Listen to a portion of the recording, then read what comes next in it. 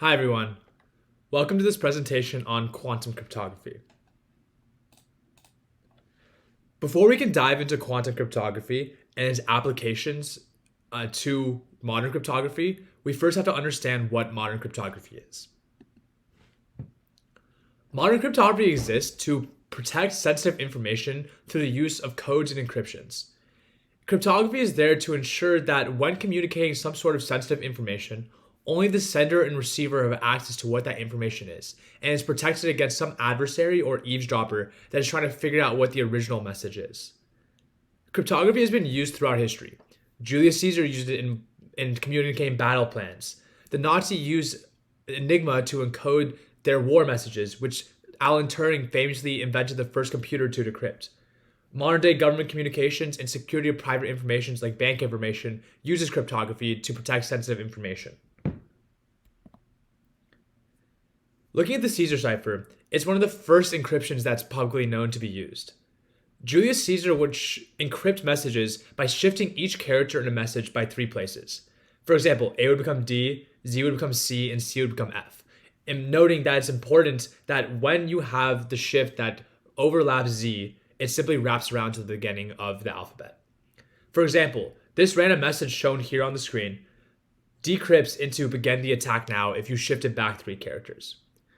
The more generalized form of the Caesar cipher is called the shift cipher, which shifts letters by some number x mod 26, given that there are 26 characters in the alphabet. It's also important to understand how modern encryptions are made. Encryption is based off 3 algorithms: Gen, Enc, and Dec, where Gen generates some random key, Enc encrypts some message given a key, and Dec decrypts that message given some ciphertext and that key. It's important to note that these encryption and decryption schemes are dependent on what random key K is chosen. Another important aspect of Kirchhoff's principle, which pretty much says that the adversary should be able to know everything about the encryption and decryption scheme except for what original message M and the random key K that was chosen. The encryption methods, the decryption methods, the distribution of the original messages should also be known to the adversary, and this is important for later on. It's also important to understand the 2 basic notions of security. The first is perfect security, which pretty much says that given some ciphertext, the adversary will not be able to guess above the original distribution of the messages what the message encrypted was. Given perfect secrecy, no matter the computer or the computational power of the attacker, they should never be able to figure out what the original message was encrypted. The other aspect of security is computational security. Perfect secrecy is typically unnecessarily strong. In fact, oftentimes we just need something that's computational secure, which means that there is a very minimal probability that some eavesdropper will be able to get some extra information or that the encryption will leak information given an eavesdropper with bounded computational power. And the bounded computational power is important, and we'll touch on that more later.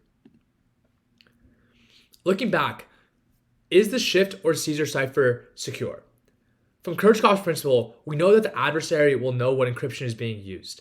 They also know the total number of keys is 26, which means that the adversary can simply iterate 26 different keys, 26 different shifts to figure out what the original message is. And on modern computation, this is very easy to do almost instantaneously. An example of a perfectly secure encryption scheme is the one-time pad, which pretty much generates some random key K of 1s and 0s that's the same length of the message, and applies the XOR operation between the message and the key. This resulting operation outputs a completely random encryption, and without knowledge of the underlying key, the attacker will never be able to figure out what the original message is. Another example is the RSA encryption scheme that depends on the complexity of factoring large prime numbers, which we will touch on more later. It is an example of an encryption scheme that is not perfectly secure, as there are ways for attackers to figure out what the key is, but is computationally secure under an adversary with bounded computational power. RSA encryption was one of the most commonly used encryption methods in modern-day cryptography. While I won't go in depth on the exact process of encryption, you can see it on the screen here, it is important to note that RSA is an example of a public key security, meaning the attacker has access to some publicly known key, and if the attacker can factor this key efficiently, it would risk the encryption security. This leads us into a conversation on quantum computing and its applications to modern cryptography. As mentioned, under traditional security measures, attackers have limited computational power and typically try to exploit patterns in known encryption, such as in the shift cipher, to gain information on the key or original message. Many modern encryptions are devised such that they are secure only if the encryption is computationally hard enough. However, quantum attacks using aspects such as superposition and entanglement can compute computationally difficult encryptions such as factoring and polynomial time. This makes certain encryptions that are dependent on computationally secure insecure in the presence of quantum attackers.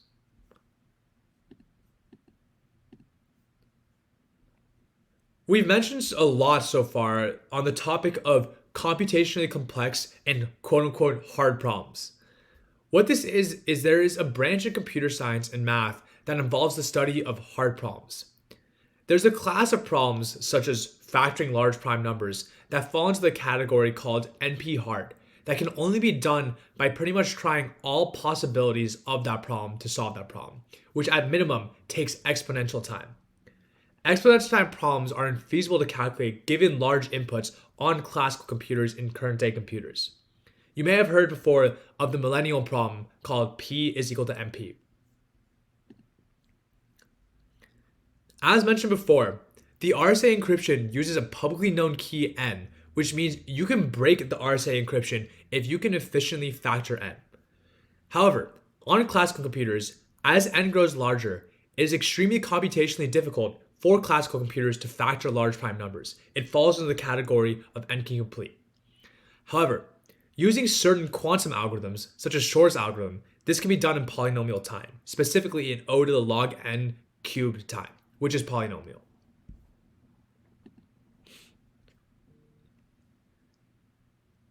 As mentioned, Shor's algorithm is a quantum computing algorithm for integer factorization. It was designed by mathematician Peter Shor in the 1990s, and it was a very significant breakthrough because it could factor, using quantum properties, integers exponentially faster than classical algorithms. The important applications of Shor's algorithm for cryptography is because the security of certain encryptions, like the RSA encryption, relies simply on the difficulty of factoring large prime numbers. If you could do that efficiently, you would break a lot of public key encryptions. I'll quickly go through a very simplified explanation of the process, and I'll touch on more aspects such as quantum Fourier transform later on in this lecture. The first step of Shor's algorithm is choosing some integer q, such that q is within the bounds of n squared and 2n squared, where n is the number that we want to factor. You can also you'll pick a random number x that is coprime to n, meaning x and n have a greatest common divisor of 1. The next step is to prepare two quantum registers. The first would be a q-1 qubit input register, which is loaded with a superposition of all the integers from 0 to q-1. The second is the n-1 qubit output register initialized to 0.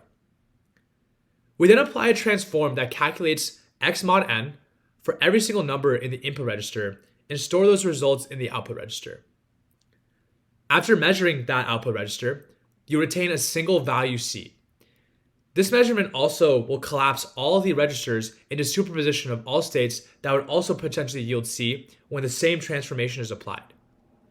Next, we apply the quantum Fourier transform, which we'll touch more on later, to the input register.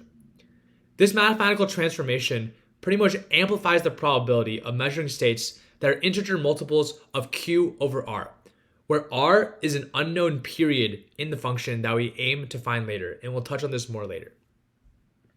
Finally, after that, we measure the input register again, and with a very high probability, we'd be able to obtain a value m that is a multiple of q over r.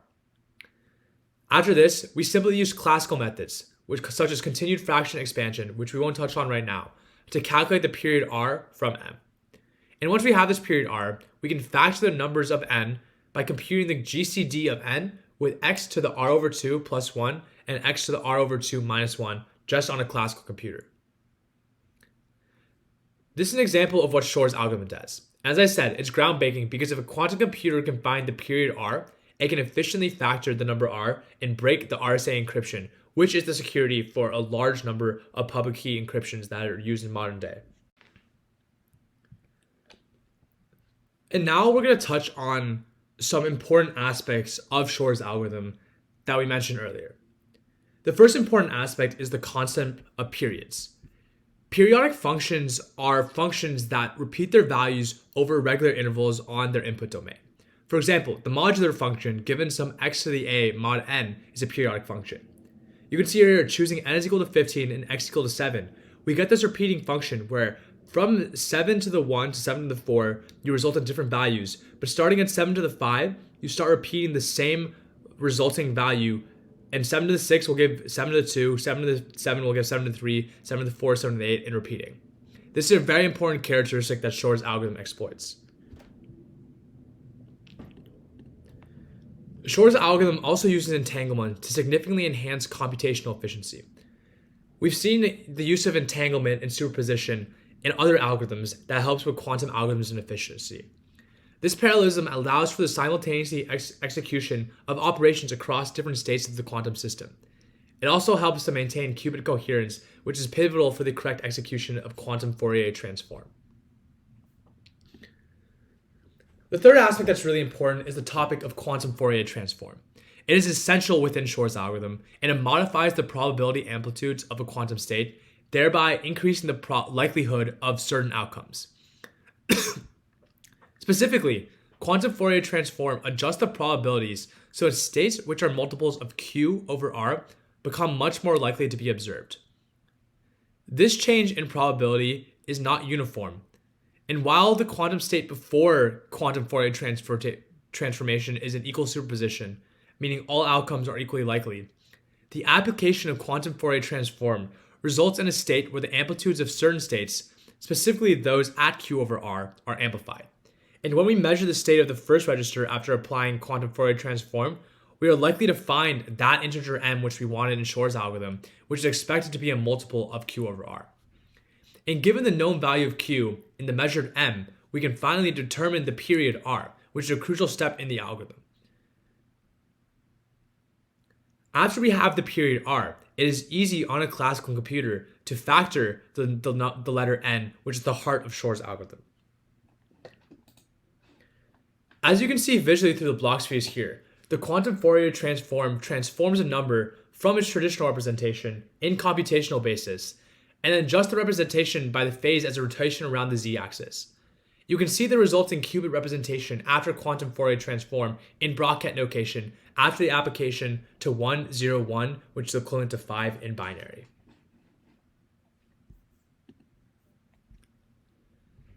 Quantum algorithms like Shor's algorithm achieve an exponential speedup over a classical computer.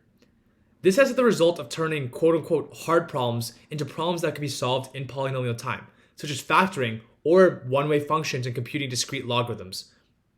This means that under Shor's algorithm, traditionally computationally hard problems like RSA can be decrypted by some attacker with access to a quantum computer in polynomial time.